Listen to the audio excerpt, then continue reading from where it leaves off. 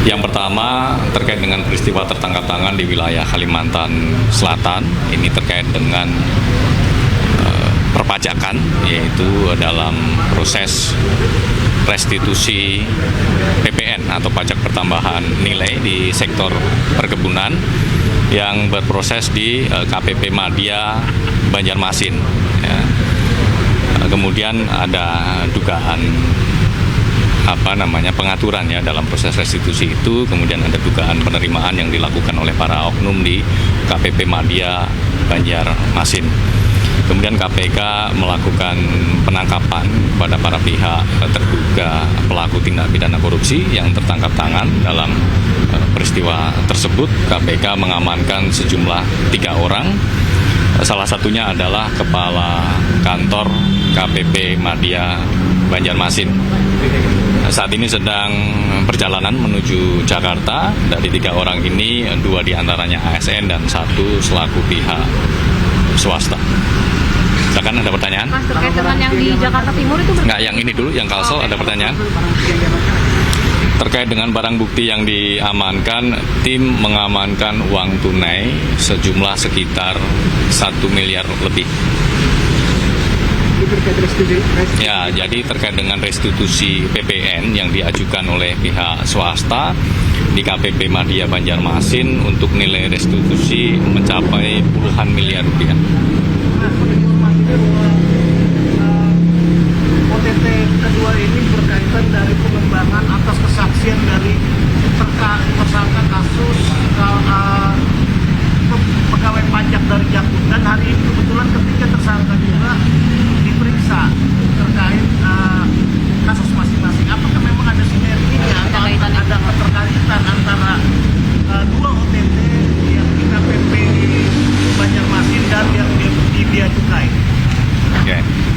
Beda hal, jadi yang di Kalimantan Selatan ini kami mendapatkan informasi dari masyarakat, kemudian secara cepat tim bergerak, kemudian peristiwa tertangkap tangan ini terjadi pada hari ini dengan mengamankan 3 orang, ya, yang kemudian malam ini rencana tiba di K4 untuk kemudian nanti dilakukan pemeriksaan secara intensif. Seperti itu konteksnya suap. Nah, untuk konstruksi pasalnya nanti kita update lagi, karena tentu nanti akan dilakukan expose ya untuk kemudian memaparkan ya terkait dengan peristiwa-peristiwa yang terjadi, termasuk juga dugaan perbuatan melawan hukum dari para pihak seperti apa, sehingga nanti diputuskan konstruksi pasalnya kita menggunakan pasal apa. Yang terkait di Jakarta itu penangkapan memang di Gedung Sumatera, Direktorat B2 atau penindakan atau penagihan Bea dan Cukai. Sebentar, ini Kalsel dulu nih, Mas Mario. Kalsel dulu, belum selesai. Mas, yang Kalsel itu yang di OTT itu apakah 3 orang itu saja atau ada pihak lain? Ya, sampai dengan saat ini yang sudah diamankan 3 orang ya di wilayah Kalimantan Selatan. Nanti kita lihat perkembangannya, apakah kemudian masih ada pihak-pihak lain yang perlu diamankan oleh tim. Nanti kami akan update. Di dalam peristiwa tertangkap tangan ini, tim mengamankan sejumlah 3 orang, 2 merupakan ASN dan 1 swasta. Salah satunya adalah Kepala Kantor KPP Madya Banjarmasin dengan barang bukti uang tunai senilai 1 miliar lebih. Swastanya ini perusahaan atau gimana? Kenapa? Swastanya ini tuh? Ya, dari perusahaan. Cukup? Kalsel cukup ya? Oke, kita beralih ke peristiwa tertangkap tangan kedua. Hari ini KPK juga mengamankan sejumlah pihak di wilayah Jakarta dan Lampung. Beberapa pihak sudah tiba di K4 dan sedang dilakukan pemeriksaan secara intensif. Beberapa pihak lain masih dalam perjalanan untuk dibawa ke Gedung Merah Putih KPK.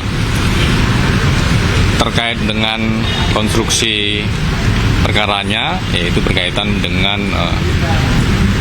kegiatan importasi ya yang dilakukan oleh pihak swasta, yang kemudian KPK menduga adanya dugaan tindak pidana korupsi yang dilakukan oleh para pihak. Kemudian dalam peristiwa tertangkap tangan ini KPK mengamankan sejumlah pihak di wilayah Jakarta dan juga di Lampung, ya, khususnya di kantor pusat Bea Cukai Kementerian Keuangan.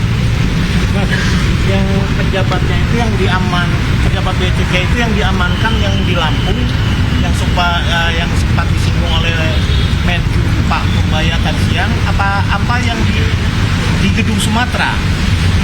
Di Gedung Sumatera itu Direktorat P2 penindakan dan penyidikan dan cukai. Yang bersangkutan pejabat eselon 2 di Bea Cukai.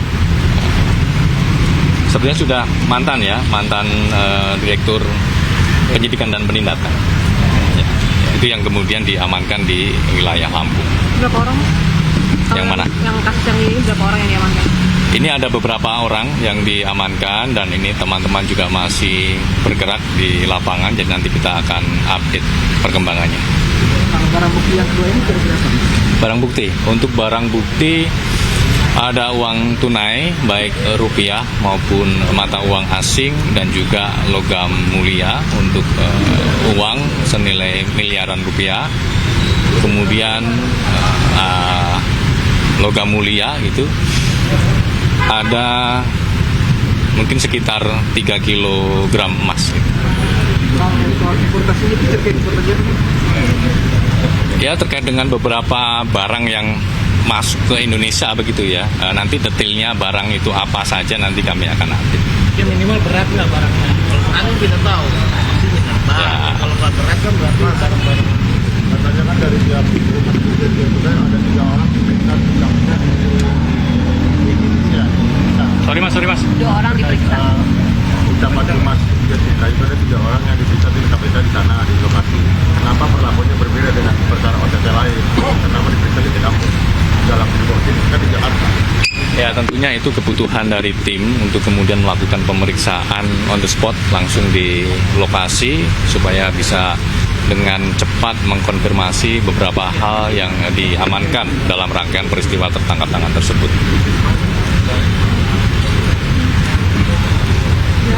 Untuk estimasi tiba supaya teman-teman nanti juga bisa bersiap untuk perkara Kalsel, estimasi tiba di Bandara Suta sekitar pukul 17.55, kemudian nanti yang dari Lampung untuk perkara Bea Cukai itu sekitar pukul 19.30.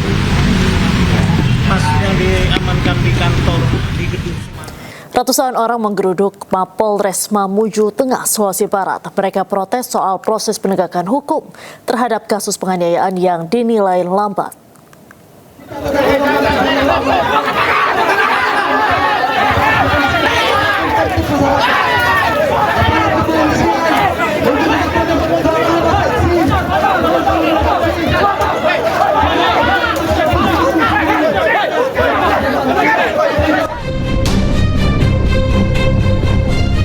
Ratusan orang menggeruduk kantor Mapolres Mamuju Tengah. Mereka mencoba menerobos blokade petugas hingga nyaris bentrok.